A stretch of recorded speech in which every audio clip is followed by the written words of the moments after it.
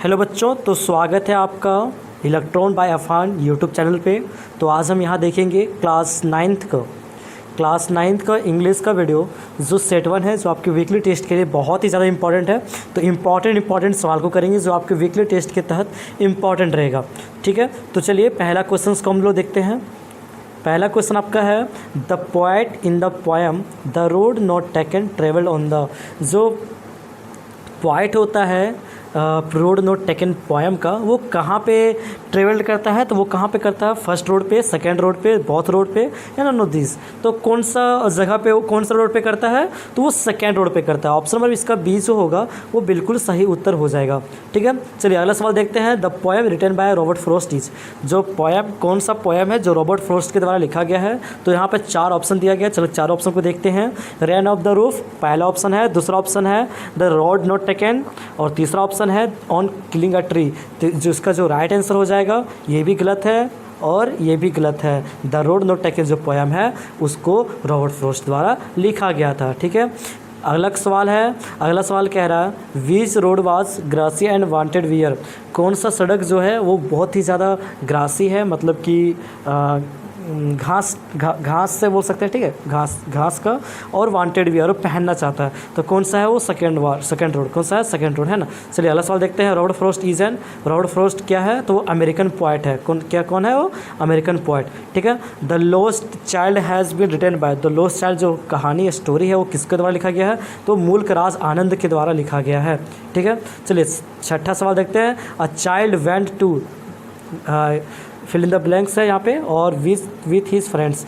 Child जो है अपने पेरेंट्स के साथ कहाँ गया था? मेला गया था, चिड़ियाघर गया था, मार्केट गया था। तो मेला गया था। तो इसका ऑप्शन नंबर कौन सा सही हो जाएगा? ये इसका ऑप्शन नंबर बिल्कुल सही हो जाएगा। अगला सवाल देखते हैं। Why was the child crying. Child क्यों चिल्ला रहा था, रो रहा था? क्योंकि ही लॉस्ट हिज पेरेंट्स। उसने अपने माता पिता को खो दिया था। ऑप्शन नंबर ये इसका बिल्कुल सही उत्तर हो जाएगा। ठीक है, अगला सवाल देखते हैं। Shyam dash in Patna.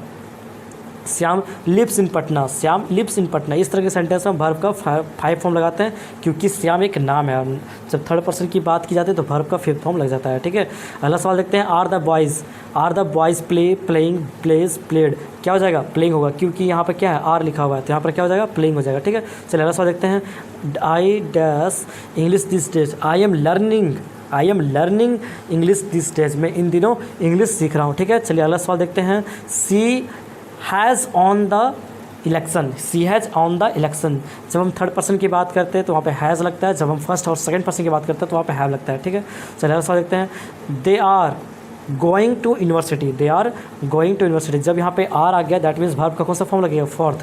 तो they are going to university. Option number 20 का बिल्कुल सही हो जाएगा। चलिए अब हम लोग सब्जेक्टिव क्वेश्चंस की ओर देखते हैं, क्योंकि आपके टेस्ट में सब्जेक्टिव क्वेश्चन भी पूछा जाएगा। ठीक है, what was the child's reaction on the seeing the sweet seller को देखने के बाद चाइल्ड का कैसा रिएक्शन था? The child saw a man selling sweets.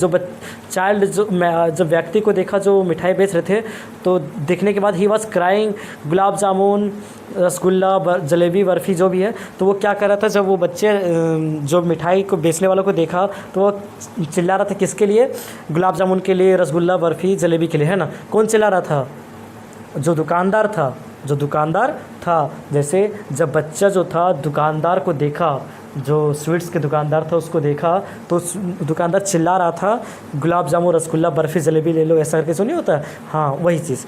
तो he shop displayed a number of sweets which look mouth watering.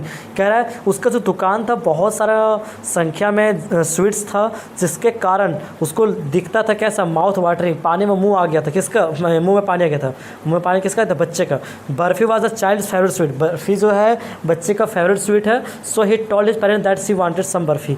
सो अपने parents को कहा कि मुझे कुछ बर्फ़ी चाहिए, है ना। चलिए अगला सवाल देखते हैं। Why did the child cry I want my father, I want my mother. मतलब बच्चा क्यों चिल्ला रहा था? बच्चा क्यों बोल रहा था I want my mother, I want my father? The child fail insecure in the absence of his parents. जब पिता उसके पास मौजूद नहीं थे तो उनके अब्सेंस में उन्होंने वो बहुत ही असुरक्षित महसूस किया। The child realised. चाइल्ड अपने आप को महसूस किया parents are more important than toys, sweets and swing ride. Parents जो है बहुत ही ज़्यादा इंपॉर्टेंट है खिलौना, मिठाई, ये सब के तुलना में। तो ये रहा आपके क्लास 9 का सेट 1 जो वीकली टेस्ट के लिए बहुत ज़्यादा इंपॉर्टेंट है। सेट 2 भी आएगा इस चैनल पे, तो चैनल पर बने रहना। ठीक है, thanks for watching this video.